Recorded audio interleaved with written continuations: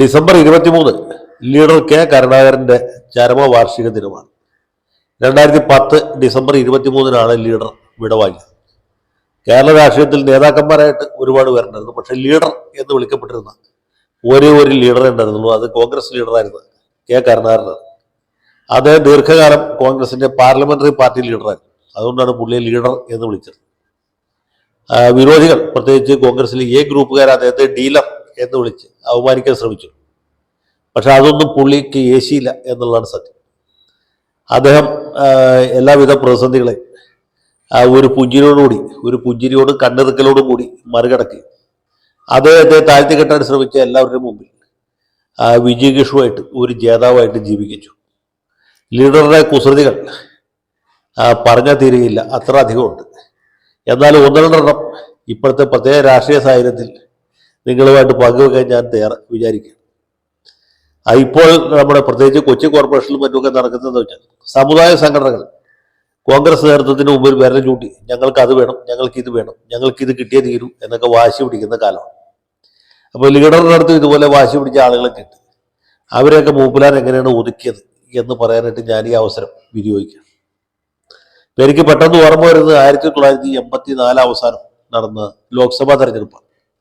അന്ന് ഇവിടെ ഈ എറണാകുളം പാർലമെന്റ് മണ്ഡലത്തിൽ സിറ്റിംഗ് MP കോൺഗ്രസിലെ ഐ ഗ്രൂപ്പുകാരൻ തന്നെയായിരുന്ന സേവ്യർ അറക്കലായിരുന്നു.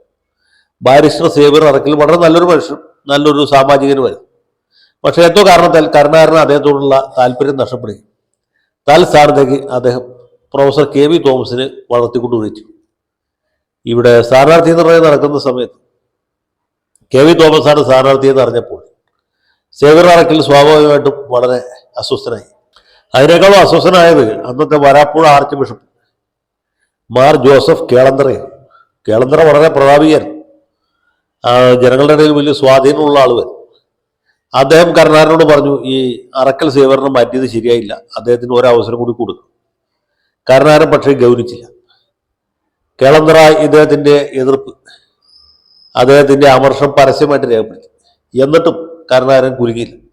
കോൺഗ്രസിന്റെ സ്ഥാനാർത്ഥികളെ തീരുമാനിക്കുന്നത് കോൺഗ്രസ് ഹൈക്കമാൻഡാണ്, അല്ലാതെ വരാപ്പുഴ ആർച്ച് ബിഷപ്പ് അല്ല എന്ന് പുള്ളി ഭംഗേന്ദ്രേണ സൂചിപ്പിച്ചു. അതുകൂടി കേളന്തറയ്ക്ക് ഭയങ്കരമായ അമർഷമുണ്ടായി. രണ്ടു കാര്യം കൂടെ, ഒന്ന് സേവ്യർ അറക്കലിന് സീറ്റ് കൊടുത്തില്ല, രണ്ട് കേളന്തറയെ പുള്ളി താഴ്ത്തി കെട്ടി.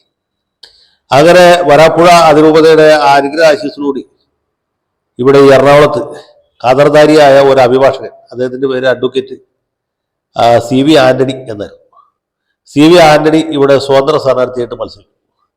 അദ്ദേഹത്തിന് വേണ്ടി വൈദികരും കന്യാസ്ത്രീകളും ഒക്കെ പ്രചരണം നടത്തി.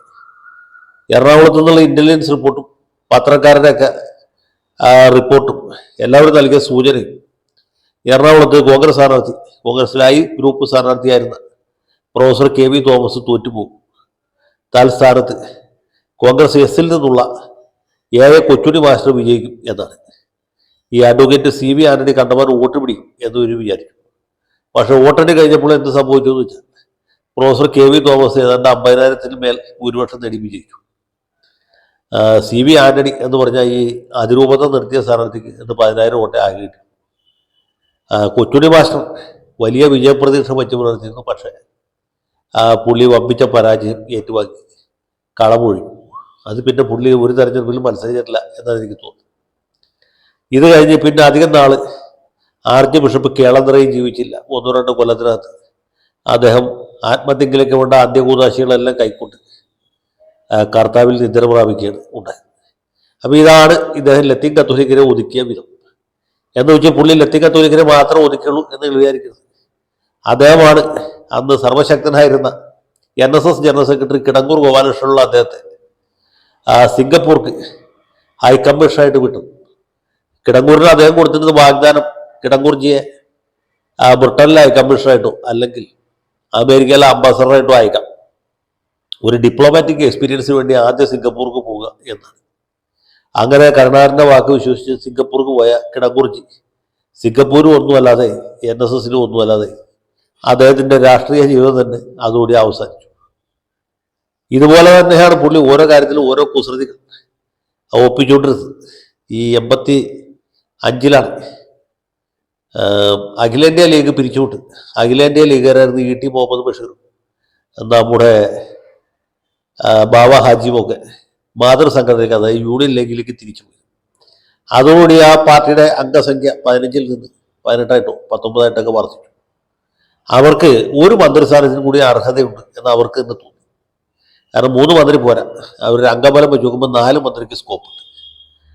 ലീഗ് നേതാവായിരുന്ന സി.ടി. ഹാജി പരസ്യമായിട്ട് പറഞ്ഞു, ലീഗിന്റെ 4ാം മന്ത്രിയെ കരുണാകരൻ ഒരു തളികയിൽ വെച്ച് പാണക്കാട്ട് കൊണ്ടുവന്ന് തരും എന്ന്. കുറച്ച് ദിവസം കഴിഞ്ഞപ്പോൾ പത്രക്കാർ കരുണാകരൻ ചോദിച്ചു, എന്താ ഈ ലീഗിന്റെ 4ാം മന്ത്രി? കരുണാകരൻ ചിരിച്ചു, ഒന്ന് കണ്ണിറുക്കി, എന്നിട്ട് പറഞ്ഞു, തളിക കിട്ടിയിട്ടില്ല. തളിക കിട്ടിയിട്ടുണ്ടല്ലോ 4ാം മന്ത്രിയെ പാണക്കാട്ട് കൊണ്ടേ കൊടുക്കാനായിട്ട്. അപ്പം നല്ല തളിക കിട്ടാത്തതുകൊണ്ടാണ് 4ാം മന്ത്രി ഉണ്ടാകുന്നത് എന്ന് പറഞ്ഞു. ആ സർക്കാരിന്റെ കാലാവധി കഴിയുന്നവരെ ലീഗ് 3 മന്ത്രിമാരുടെ കണ്ട് മുന്നോട്ട് കൊണ്ടുവന്നു. ഇനി ശിവഗിരി മഠാധിപതി സ്വാമി ശാശ്വതികാനന്ദയെ കുളിപ്പിച്ച് കിടത്തിയ കഥ കൂടി പറഞ്ഞാലേ ഇത് പൂർത്തിയാവും.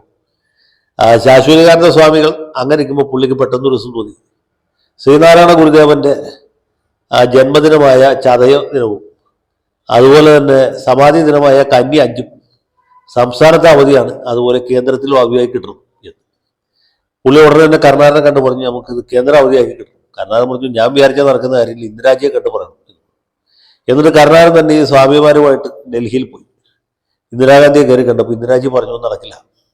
ഇന്ത്യ രാജ്യത്തെ എത്ര സന്യാസിമാരുണ്ട്, ഇവരുടെയൊക്കെ ജന്മദിനവും ചരമദിനവും ഒക്കെ അവധിയാക്കാൻ തുടങ്ങിയ കേന്ദ്ര സർക്കാർ ഓഫീസുകൾ ഒരു ദിവസവും പ്രവർത്തിക്കാൻ പറ്റിയില്ല. എല്ലാ ദിവസവും ഒന്നിൻ്റെ അല്ലെങ്കിൽ വേറൊന്നിൻ്റെ അവധിയായി പോകും. അതുകൊണ്ടൊന്നും ഈ രാജ്യത്ത് നടക്കില്ല എന്ന് പറഞ്ഞ് പുള്ളിയെ പറഞ്ഞു വിട്ടു.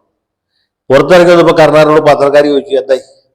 കരുണാകരൻ ഒന്ന് കണ്ണിറുക്കി, എന്നിട്ട് പറഞ്ഞു, ഈ വർഷം സമാധി കേന്ദ്ര സർക്കാർ അവധിയാക്കാൻ സംഭവിച്ചിട്ടുണ്ട്. ജയന്തിയുടെ കാര്യം അടുത്ത കൊല്ലം ആലോചിക്കും എന്ന് പറഞ്ഞു. അപ്പോൾ പത്രക്കാരൊക്കെ ഇത് കേട്ട് കോരിത്തരിച്ചു. കരുണാകരൻ വിചാരിച്ചതേ ശ്രീനാരായണ ഗുരു സമാധി സർക്കാർ അവധിയാക്കി, കേന്ദ്രത്തിലും അവധിയായി എന്ന് വിചാരിച്ചു. അത് കഴിഞ്ഞ് എല്ലാവരും സമാധാനമായിട്ട് വീട്ടിൽ പോയി ഈ വാർത്ത കേരളകൗമുദി മാതൃഭൂമിയൊക്കെ വലിയ അക്ഷരത്തിൽ അച്ചടിച്ചു. അടുത്ത വർഷം മുതൽ ശ്രീനാരായണ സമാധി ദിനം കേന്ദ്ര അവധി. അത് കഴിഞ്ഞ് കലണ്ടർ കിട്ടിയപ്പോഴല്ലേ സംഗതി പൂച്ച പുറത്തായി. ഈ സമാധി ദിനം, അതായത് സെപ്റ്റംബർ 21 കന്നി 5, ആ വർഷം ഞായറാഴ്ചയാണ്. ഞായറാഴ്ച അല്ലെങ്കിൽ തന്നെ അവധിയാണല്ലോ. ഇപ്പോൾ കരുണാകരൻ കൊടുത്താലും ഇല്ലെങ്കിലും ശ്രീനാരായണ സമാധി ആണെങ്കിലും അല്ലെങ്കിലും ആഴ്ചയിലെ 7ാമത്തെ ദിവസം ഞായറാഴ്ച പൊതു അവധിയാണ്. കേന്ദ്രത്തിനും അവധിയാണ്, കേരളത്തിനും അവധിയാണ്. ഈ സൗദി അറേബ്യ ഒഴിച്ച് മിക്കവാറും രാജ്യങ്ങളിലൊക്കെ അവധിയാണ്. അമേരിക്കയിലും ഇംഗ്ലണ്ടിലും വരെ അവധിയാണ്. അങ്ങനെ അമേരിക്കയിലും ഇംഗ്ലണ്ടിലും വരെ ശ്രീനാരായണ ഗുരുവിന്റെ സമാധി ദിനം അവധിയാക്കിയ മഹാൻ എന്ന രീതിയിൽ കരുണാകരൻ ഈ ലോക ചരിത്രത്തിൽ ഇടം പിടിച്ചു. അടുത്ത വർഷമായപ്പോഴത്തേക്കും ഈ ഇഴവർ തന്നെ ഇത് മറന്നുപോയി. ശിവഗിരി മഠാധിപതി സ്വാമി ശാശ്വതികാനന്ദയ്ക്ക് തന്നെ സമാധിയുടെ ജയന്തിയുടെ കാര്യം ഓർമ്മയിലുണ്ടായി. അപ്പൊ ഇതായിരുന്നു കരുണാകരൻ. അദ്ദേഹത്തെക്കുറിച്ച് എത്ര പറഞ്ഞാലും തീരെയില്ല. എണ്ണിയാൽ ഒടുങ്ങാത്ത ഇതുപോലുള്ള സംഭവങ്ങൾക്ക് സൂത്രധാരത്വം വഹിച്ചിട്ടുള്ളതാണ് കെ കരുണാകരൻ. അതുകൊണ്ടാണ് നമ്മൾ പറയുന്നത് നേതാക്കന്മാർ ഒരുപാടുണ്ടെങ്കിൽ കരുണാകരൻ മാത്രമേ ഉണ്ടായിട്ടുള്ളൂ. ലീഡർ എന്ന് വിളിക്കാനും ലീഡർ മാത്രമേ ഉണ്ടായിട്ടുള്ളൂ. ലീഡറുടെ ഓർമ്മയ്ക്ക് മുന്നിൽ ആദരാഞ്ജലികൾ അർപ്പിക്കും.